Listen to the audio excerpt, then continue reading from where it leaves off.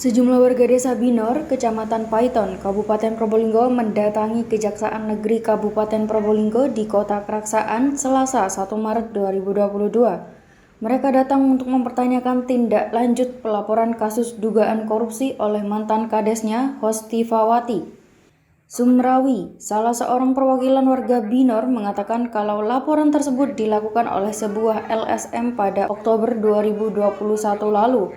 Intinya, mantan Kades Binor diduga mengkorupsi dana desa dan program rehab rumah tidak layak huni atau RTLH tahun 2019 sampai 2020. Menurut Sumrawi, pelaporan tersebut hingga saat ini masih belum ada tindak lanjut dari pihak kejaksaan. Karenanya, banyak orang mengira laporan tersebut hanya fiktif, bahkan disebut hoax. Sumrawi kemudian menjelaskan hasil pertemuan perwakilan warga dengan pihak kejaksaan.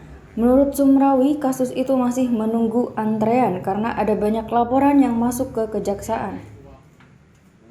Tanggapan sendiri dari kejaksaan tadi gimana? Tanggapan dari kejaksaan, ya kejaksaan sangat kooperatif sekali.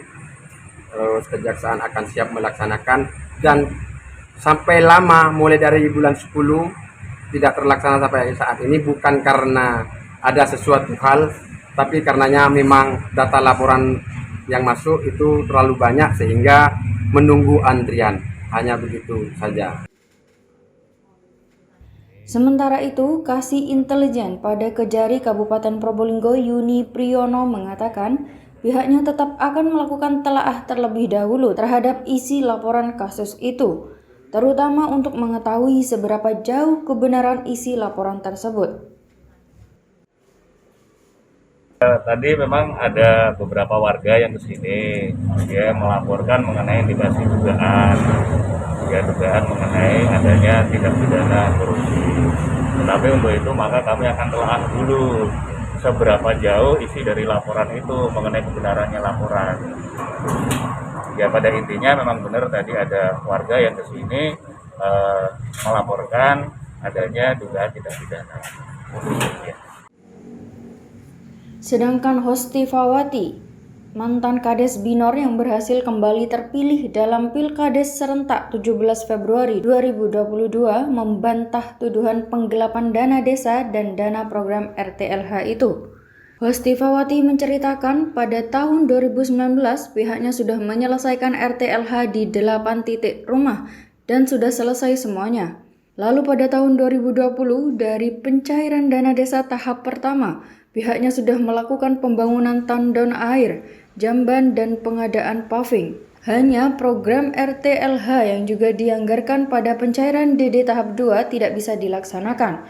Itu karena ada perintah mengalihkan dana tersebut untuk penanganan COVID-19, meliputi untuk BLT-DD dan dana COVID-19 lainnya. Semua itu menurut Hostifawati sudah tercantum pada perubahan anggaran dana desa. Karenanya Hostifawati menyayangkan adanya pelaporan tersebut. Yang pasti kan tidak benar. Dari karena 2019 itu RTLH itu sudah 8 yang kita bangun, 8 rumah.